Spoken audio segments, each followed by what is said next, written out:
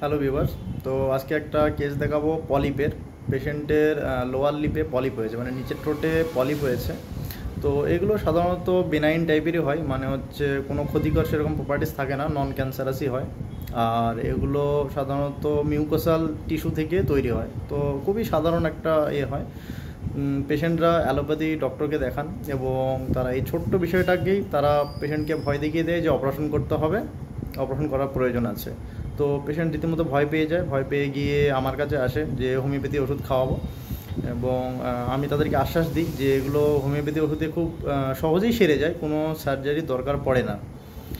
পেশেন্টকে ওষুধ দেওয়া হয়েছে, মাত্র 2বার ওষুধ দিয়েছি। 2বার ওষুধ দিয়ে এখন পলিপ একদম সম্পূর্ণরূপে সুস্থ হয়ে গেছে এবং বাকি যে আরও কিছু সমস্যা ছিল সেগুলো এখন রোগীর কেমন আছে এবং এখন কেমন আছেন আমরা পেশেন্টের মুখ থেকেই শুনে নেব।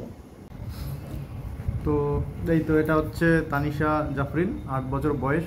এর যে সমস্যাটা ছিল, প্রথমে যখন এর মা একে নিয়ে এসেছিলো, তো ঠোঁটের মধ্যে একটা পলিপ হয়েছিল। ঠোঁটের মধ্যে পলিপ হয়েছিল। তো কতদিন ধরে ছিল পলিপটা? 2 মাসের মতো তখন ছিল। তখন আপনারা বিভিন্ন জায়গায় কোথায় কোথায় ডক্টর দেখিয়েছিলেন তখন? তখন অ্যালোপ্যাথি ডাক্তার দেখানো হয়েছিল। অ্যালোপ্যাথি ডাক্তার দেখানোর সময় বলেছিল যে ওটা অপারেশন করতে হবে, অপারেশনের ভয় দেখিয়েছিল অ্যালোপ্যাথি ডক্টর। তো তারপর আমার কাছে আসে, আমি বলে দিয়েছিলাম যে হোমিওপ্যাথি ওষুধ দিয়ে সম্পূর্ণভাবে সেরে যাবে, অপারেশনের কোনো দরকার নেই। এখন মাত্র 2বার ওষুধ নিয়ে গেছে। 2বার ওষুধ নিয়ে যাওয়ার অনেক দিন পরেই এসেছে। তো এখন তোমার ঠোঁটের মধ্যে পলিপটা আছে? দেখি আমার কাছে, এদিকে এসো, কাছে এসো, দেখি ঠোঁটটা দেখাও। ঠোঁটের মধ্যে পলিপ আছে, আর ঠোঁটের এই জায়গাটাতে পলিপটা ছিল, একদম পলিপটা পুরো ভ্যানিশ হয়ে গেছে শুধুমাত্র হোমিওপ্যাথি ওষুধের দ্বারাই। এর আগে যে পলিপটা কীরকম সাইজের ছিল আমি তার ছবিটা দিয়ে দেবো, ছবিটা আমার কাছে আছে।